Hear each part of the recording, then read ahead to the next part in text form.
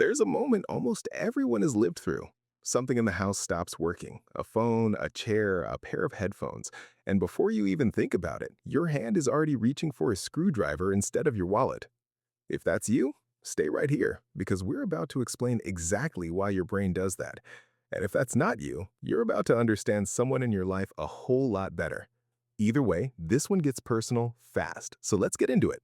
If this is your first time here, welcome to Psychology of Things, where we dig into the weird, unspoken reasons people do what they do.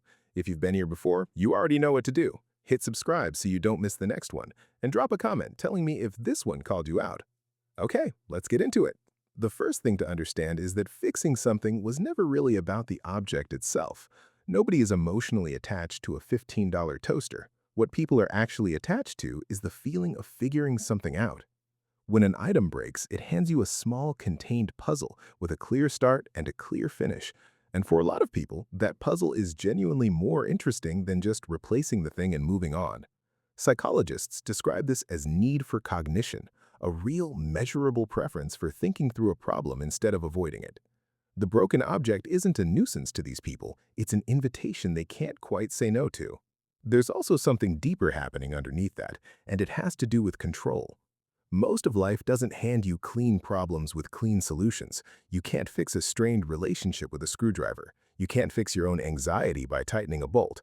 But a wobbly chair leg has an actual identifiable cause and an actual achievable fix, and you can hold the solution in your own two hands. Psychologists call this locus of control, basically your sense of whether you're steering your own life or just being carried along by it. Fixing things offers a version of life where effort and outcome are still connected, and that kind of certainty is rare enough that people go looking for it wherever they can still find it. There's also an emotional history behind this instinct, too, and it usually traces back farther than people realize. A lot of fixers grew up watching someone else do the same thing, a parent, a grandparent, someone who treated throwing something away as almost wasteful, who kept spare parts and old cords in a drawer just in case. That habit gets passed down quietly, not as a lesson exactly, more as a default setting.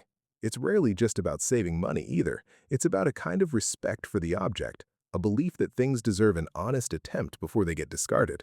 And if you look closely, that same instinct tends to show up in how these people treat other things in their life too, relationships included. They don't give up easily.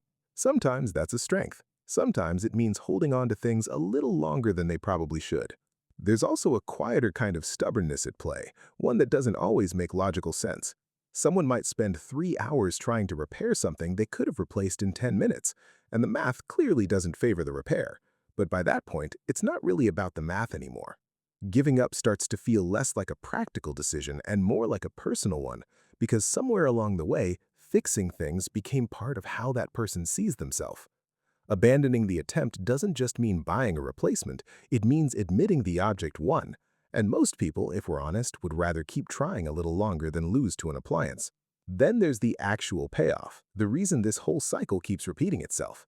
That moment when the thing switches back on, when the wobble disappears, when the zipper finally glides shut again, that's not a small thing to the person who caused it. There's a real dopamine response tied to that moment, the same kind of reward your brain gives you for solving a difficult problem or finishing something you weren't sure you could finish. Except this version comes with something tangible attached to it, proof that effort actually worked, sitting right there on the table in front of you.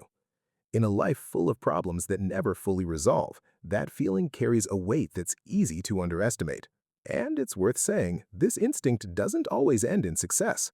Sometimes the fix makes things worse. Sometimes what started as a simple repair turns into something far more complicated than anyone intended. More tools, more research, more time than the object was ever worth. But even then, most fixers don't see that as failure exactly. They see it as part of the process, one more attempt in a long pattern of trying before giving up. And that pattern says something real about how they move through the rest of life too. So the next time you see someone choosing to repair something instead of simply replacing it, it's worth looking a little closer at what's actually happening. It's rarely just about the object in their hands. It's about control, identity, patience, and a quiet refusal to let something go without a fight.